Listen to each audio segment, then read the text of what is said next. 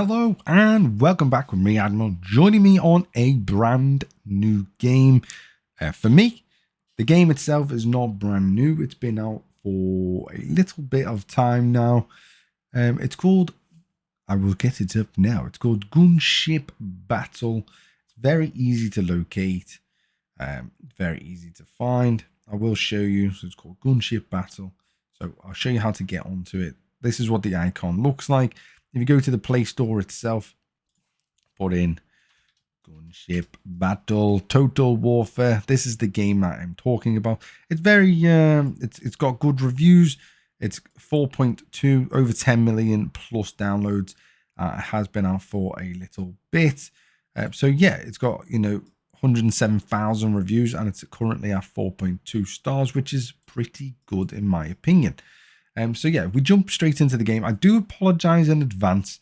However, I can't get it to go full screen due to the fact that the way the game plays obviously on a mobile phone, and it plays obviously in the vertical layout, not horizontal. So when it does this, this is the best I can show you. So, but it pretty much shows exactly what I needed to show. So the game itself is a base building-esque style game. So you have your home base, which you need to go around and upgrade certain things, do different bits and bobs. There's a little bit of a mission log that you need to do. So I need to build an F-18, for example. I should have been able to do that by now, but I used the blueprints for something else, unfortunately. So I haven't managed to do that. But there's a complete prologue, how to do things, how to get into it. So it's very easy in that regard. And then other than that, you just need to then work out how to go around and what each building does and stuff like that. So the HQ building is the HQ building. Comes up with all the different things. You can manage your skins. You can manage HQ buffs and you can upgrade details and this, that, and the other. Skins just gives you what your base looks like. Essentially, that's all it pretty much gives you, which is obviously pretty decent. That we can't do. Is maxed because, yeah. No one's attacked us as of yet. Buffs gives you all different types of buffs we can get for the base and ships and whatever else in the game, which I will come on to. And then, yeah, there's loads of other buildings. Like, obviously, you got research buildings. You got the munitions plant. You got armory, the shipyards, radar, CG, blah, blah, blah, missile factory, so on and so on. As well as you got your different mines up here, iron, oil, and farm up there. And then you got over this side, you've got the jet factory and the hangar and so on. So let's go through one by one what the different things do. So in the jet factory, obviously pretty self-explanatory. You can build jets. You need blueprints to be able to build the jet. So as you can see, I can build another F4 Phantom or even a Flogger 23. I can also build a Harrier, which, you know what, let's go and build it just to show you what it looks like. So you need resources, obviously, to do that, as well as the blueprints. We have all that available to us. So let's click build, and we will build that. Take 30 seconds to do so. And then that we can put that into our hangar, where we can manage our other ships within, or other planes, within the game. So at the moment on our base, we currently have an F-15, we have an F-18, A-7C, and an F-4. They're normal ships. That's a rare ship. And then I got a epic F-15 out of one of the boxes that I've managed to collect. And then you can move to the CSG reserves. And this basically shows you what you currently have on your carrier fleet. This is the aircraft that I'm currently operating on my carrier fleet. So yeah, you can do ships as well. So this is your ships. So my base currently holds 6 ships. It's got 2 basically destroyers. It's got 2 frigates and 2 submarines. There is a triangle to this. So as far as I'm aware, frigates take out submarines. Submarines take out destroyers. Destroyers take out frigates. Pretty much that's the way you need to look at it. And that's how it goes so far. And then my reserve fleet, which is this one, which again goes out with the carrier and does bits and bobs with the carrier, stuff like that. I will come on to the carrier in just a second.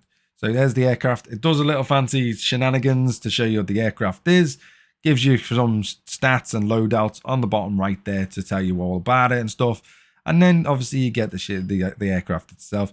As you can see, it's going to get moved to the reserves because I don't have the space on my base. So I'm going to confirm because that is perfectly fine by me. You can join an alliance for this as well. So you can do all that type of stuff. We've got our little drop box here. And so, yeah, if we go to, well, we just showed you that tab. We have got a carrier, which we'll come on to in a second. And then you can click on the actual individual ships themselves, and you can level them up if you wish to do so. You need certain, obviously, tokens to be able to do it, XP tokens that you collect doing missions and doing events and whatever else. And then your overall power or strength or whatever is this figure up at the top.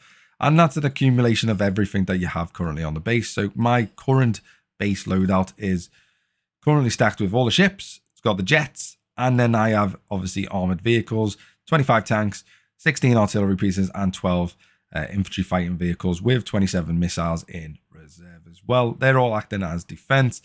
And yeah, that's pretty much the base covered. These little things there, you can click. That is just me helping my alliance out. And then you can go to the real world or the big world map. And this is the big world. This is my alliance that I've joined. So far seems to be a pretty decent bunch of people. So can't really complain too much. But yeah, so this is the map that you can use. And then you can do different things on this map overall. So you can pretty much, you can attack these armadas, for example. So if I click attack, it tells me what I can attack, what levels I can attack within that armada bubble. So I can attack a level 6, for example.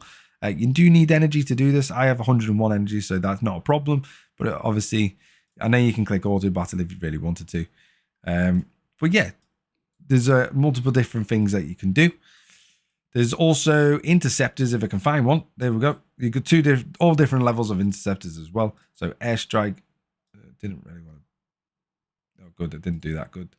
So you can click like this type of stuff, for example.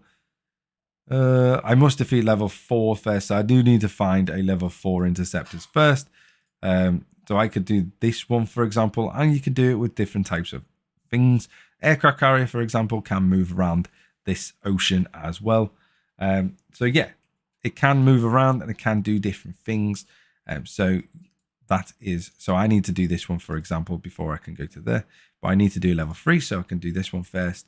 For example, and you need to build yourself up each tier by tier. My carrier is here, so you can locate. There's my carrier right now, and I can move that anywhere I want within the map. If I just go to home, I can, if I wanted to, I could say move aircraft carrier to here. So let's move it to there, and it will sail all the way up there.